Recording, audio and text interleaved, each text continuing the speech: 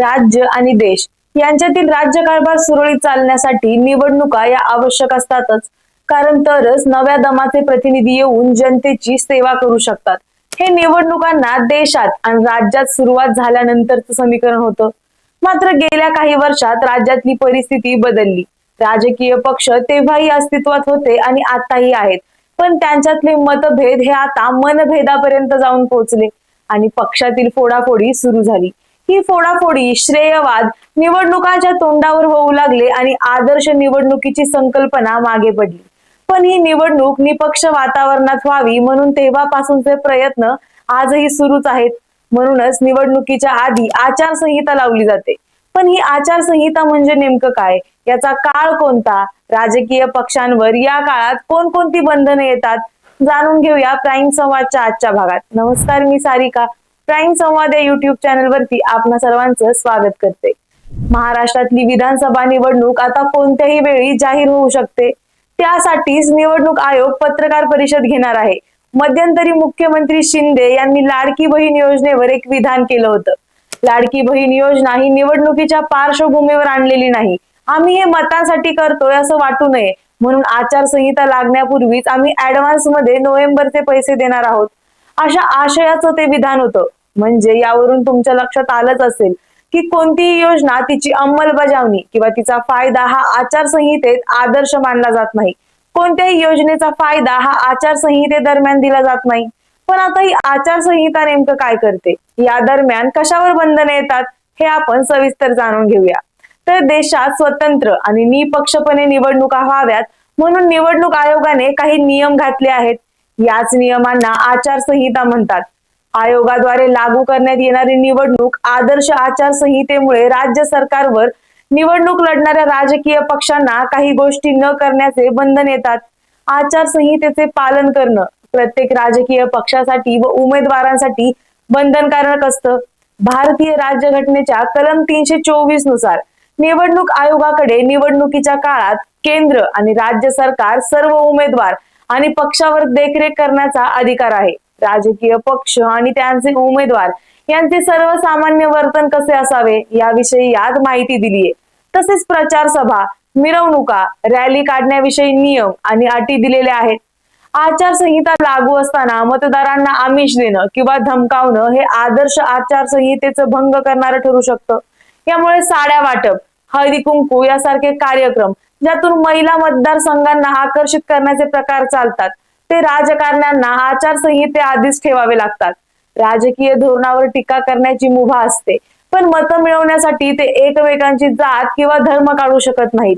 आता आरोप प्रत्यारोप हे काही महाराष्ट्रातील राजकारण्यांना नवीन नाहीत. पण म्हणून आचारसंहिते दरम्यान जर कोण्या नेत्याने अवाच्य भाषा, जातपात यांचा वापर केला तर त्याचा कार्यक्रम झालाच म्हणून समजावं.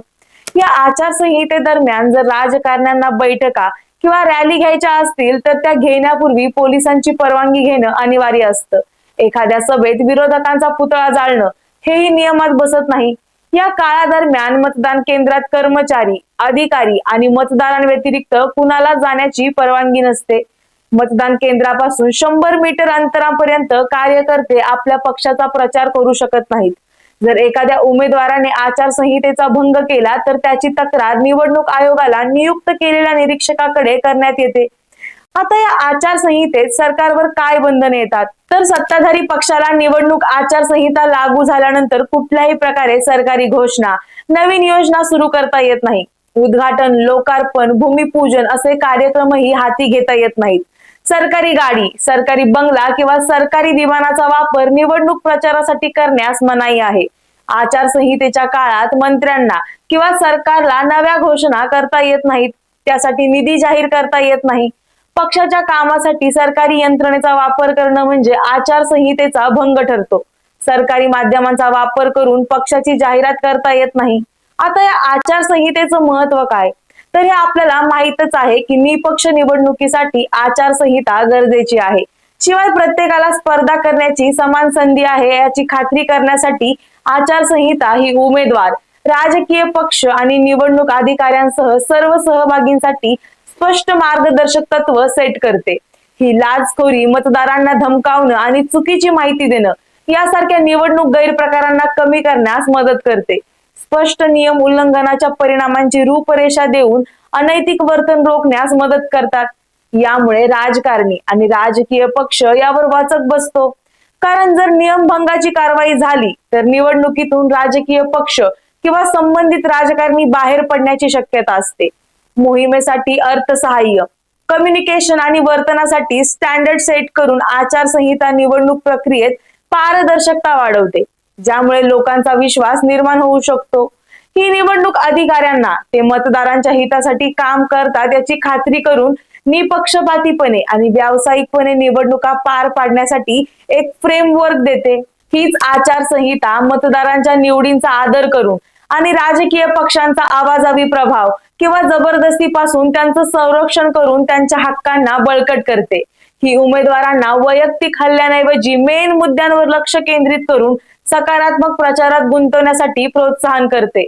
आता सध्या महाराष्ट्रातलं राजकीय वातावरण पाहिलं तर ते तुम्हाला टीकासत्रांचंच दिसेल, पण एकदा आचारसंहिता लागली की राजकारणी हेल्दी प्रचाराशिवाय काहीही करू शकत नाहीत। जेव्हा राजकीय पक्ष आचारसंहितेचं पालन करतात तेव्हा ते निवडणूक प्रक्रियेवर जनतेचा विश्वास वाढवतात। ही प्रक्रिया जास्त मतदान आणि सहभागाला प्रोत्साहन देते। एक चांगली आचारसंहिता निवडणूक प्रक्रियेदरम्यान उद्भवू शकणाऱ्या तक्रारी आणि विवादांचं निराकरण करण्यासाठी यंत्रणा प्रदान करतेच आणि अधिक शांततापूर्ण निवडणूक वातावरणात योगदानही देते। शेवटी आचारसंहिता लोकशाहीची तत्व टिकवून ठेवण्यास मदत करते आणि या निवडणुका लोकांच्या इच्छा प्रतिबिंबित करणाऱ्या पद्धतीने आयोजित केल्या जातात। या आचारसंहितेच्या प्रक्रियेमुळे भारतात आणि राज्यात लोकशाही टिकून आहे। जर प्रत्येक राजकारण्याने आणि राजकीय पक्षाने याचं पालन केलं तर देशात आणि राज्यात कोणत्याही वादाशिवाय निवडणुका पार पडतील। याबाबत तुम्हाला काय वाटतं हे आम्हाला कमेंट सेक्शन मध्ये नक्की सांगा। हा व्हिडिओ तुम्हाला आवडला असेल तर लाईक शेअर नक्की करा आणि प्राईम संवाद या युट्यूब चॅनलला सबस्क्राईब करायला विसरू नका। धन्यवाद।